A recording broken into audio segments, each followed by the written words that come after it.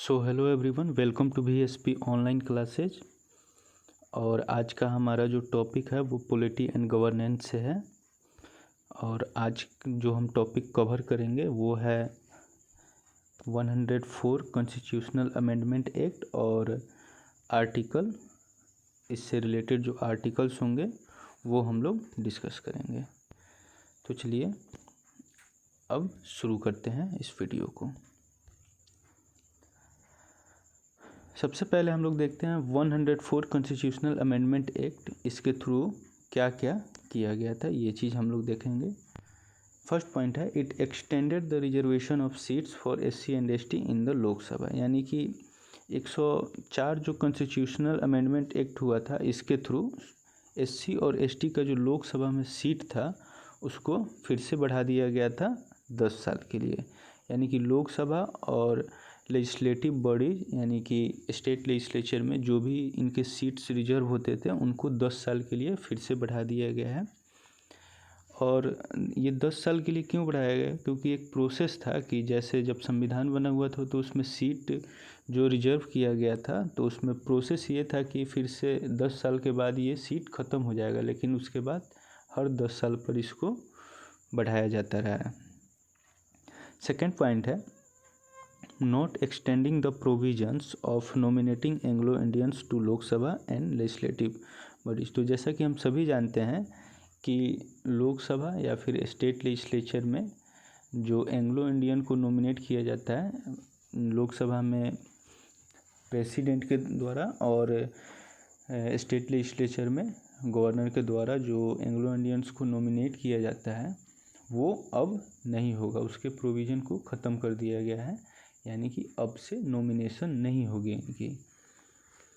तो अब इससे रिलेटेड कुछ आर्टिकल्स हैं उनको देखते हैं और उनके थ्रू समझते हैं कि रिजर्वेशन इन लोगों को कैसे मिला हुआ है। तो इनसे रिलेटेड आर्टिकल्स पे अब देखते हैं। तो आर्टिकल 330 ये कहता है कि reservation of seats for schedule caste and schedule tribes in Lok Sabha. तो जो लोकसभा में इनके लिए SC और ST के लिए सीट रिजर्व होते हैं वो आर्टिकल 330 के थ्रू ही रिजर्व होते हैं। एक सीक्वेंस होता है, इस तरह से अगर याद करेंगे, आर्टिकल्स पूछे जाते हैं एग्ज़ाम में तो आर्टिकल याद करना ज़रूरी है, बट वो इजी वे में याद हो जाता है अगर हम ध्यान से इनको देखेंगे तो आर्टिकल 330 लोकसभा में SC और ST के सीट की रिजर्वेशन की बात करता है। फिर हमारा नेक्स्ट आर्टिकल है आर्टिकल 331। ये कहता है कि इसमें लोकसभा में एंग्लो इंडियन को नॉमिनेट करने का प्रोसेस है। अब लोकसभा में एंग्लो इंडियन को तो प्रेसिडेंट नॉमिनेट करता है, तो क्राइटेरिया इसका जो होता है कि कला, संस्कृति और साहित्य, आर्ट, साइंस एंड लिटरेचर, इसके बेसिस पे प्रेसिडेंट नॉमिनेट करते हैं एंग्लो इंडियन को। अभी तक लोकसभा में 2 एंग्लो इंडियन को नॉमिनेट किया जा रहा था, लेकिन अब से ये प्रोसीजर ख़त्म कर दिया गया है। बट यहाँ पे एक क्वेश्चन आता है कि जो अभी एंग्लो इंडियंस है लोकसभा में, क्या उनका पोस्ट ख़त्म हो जाएगा? तो नहीं, उनका पोस्ट ख़त्म नहीं होगा, वो अपना पोस्ट कंटिन्यू करेंगे और अपने टर्म तक वो पोस्ट पे रहेंगे। बट आगे से जो नॉमिनेशंस की प्रक्रिया है एंग्लो इंडियन की वो अब नहीं होगी। फिर नेक्स्ट हमारा है article 332, reservation of seats for schedule caste and schedule tribes in state legislative assembly. यानी कि विधानसभा में SC और ST के रिजर्वेशन की, सीट रिजर्वेशन की बात ये आर्टिकल 332 करता है। तो ध्यान देंगे यहाँ पे कि आर्टिकल 330 ये कहता है कि लोकसभा में, और आर्टिकल 332 कहता है विधानसभा में। यानी एक आर्टिकल का गैप हो रहा है, ध्यान से देखिएगा। नेक्स्ट आर्टिकल जब हम लोग पढ़ेंगे आर्टिकल 333 तो उसमें क्लियर हो जाएगा।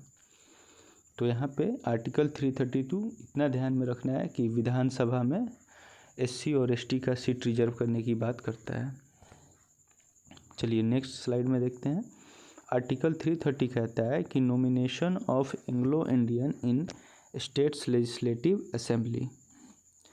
तो अब यहाँ पे ध्यान से देखिए कि ये आर्टिकल 333 विधानसभा में एंग्लो इंडियन के नॉमिनेट होने की प्रोसेस की बात करता है।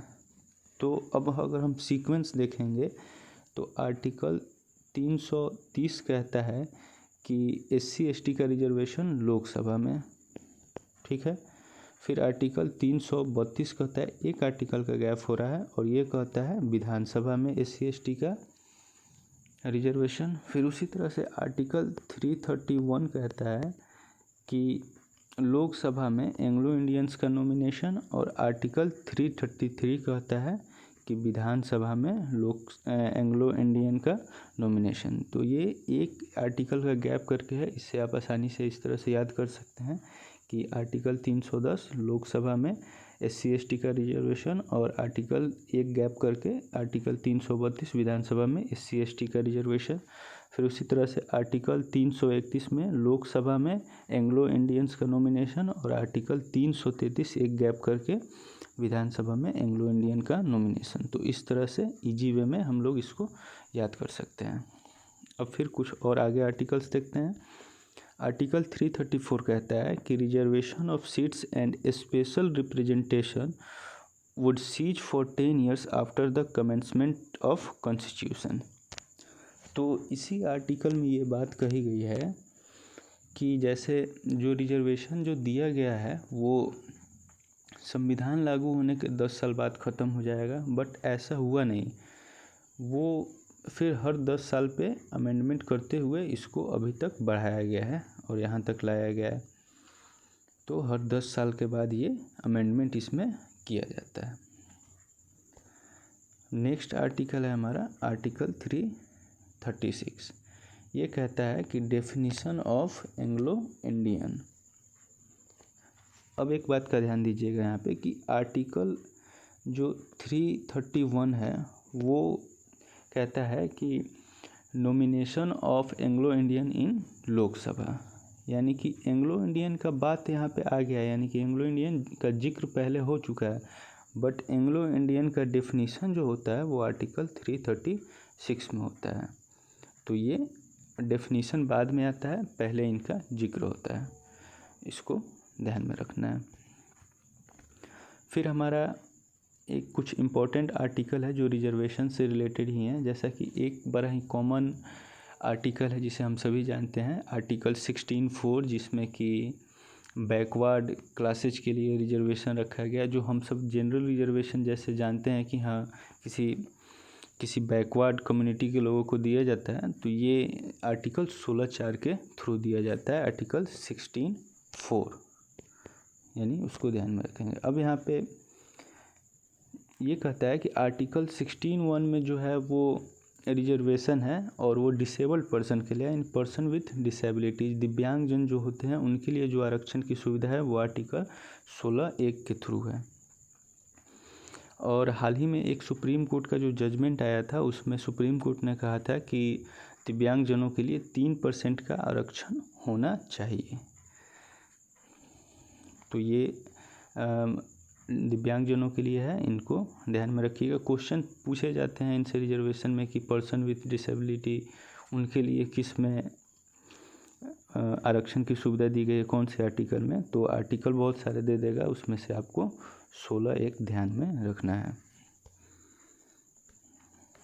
नेक्स्ट स्लाइड है हमारा 10% seat reservation for EBS।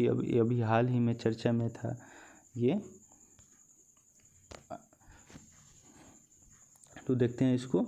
103rd constitution amendment act 2019 inserted article 15(6) and article 16(6) to allow reservation for EBS। EBS का मतलब हो गया इकोनॉमिकली वीकर सेक्शन।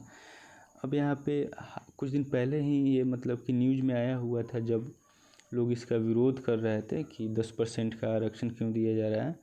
तो ये इकोनॉमिकली जो जनरल वर्ग से जो आते हैं, इकोनॉमिकली वीकर सेक्शन के लोग, उनको ये दिया जाता है रिजर्वेशन। तो टोटल रिजर्वेशन तो पहले से 50 था, अब ये 10 और EWS के लिए हो गया, तो यानी टोटल जो अब रिजर्वेशन है वो 60 का है, 60% सीट रिजर्व है। तो जनरल कैटेगरी के लिए अब जो सीट्स बचती हैं वो 40% सीट्स रह जाती हैं, तो ये ध्यान में रखना है। फिर हमारा एक नेक्स्ट पॉइंट है कि जो इसमें ये 10% सीट रिजर्व किया गया EWS के लिए, इसमें सेंटर का कोई इसमें डिसीजन नहीं होता है कि ये पॉलिसी लागू किया जाए स्टेट में या नहीं किया जाए, यानी कि centre does not have right to decide the reservation policy of a state. ये स्टेट के ऊपर है कि वो अपने स्टेट में लागू करे या ना करे या फिर कब करे। जैसे कि ये सेंटर ने तो लागू कर दिया, बट ये स्टेट कब लागू करता है ये स्टेट के ऊपर डिसाइड करता है। States have to decide. जैसे कि अभी बहुत सारे स्टेट के एग्ज़ाम्स में ये अब तो लगभग मैक्सिमम में ये हो चुका है, लागू हो चुका है, बट सबसे पहले सेंटर में हुआ था, तो सेंटर ने अपने एग्ज़ाम्स में इसको लागू किया था। धीरे धीरे सभी राज्यों ने भी किया। चलिए, तो ये एक कॉन्सेप्ट था, इसमें अच्छे कॉन्सेप्ट है, इससे क्वेश्चंस आते हैं और अच्छे लेवल के क्वेश्चंस आते हैं। सो थैंक यू वीडियो को यहाँ तक देखने के लिए।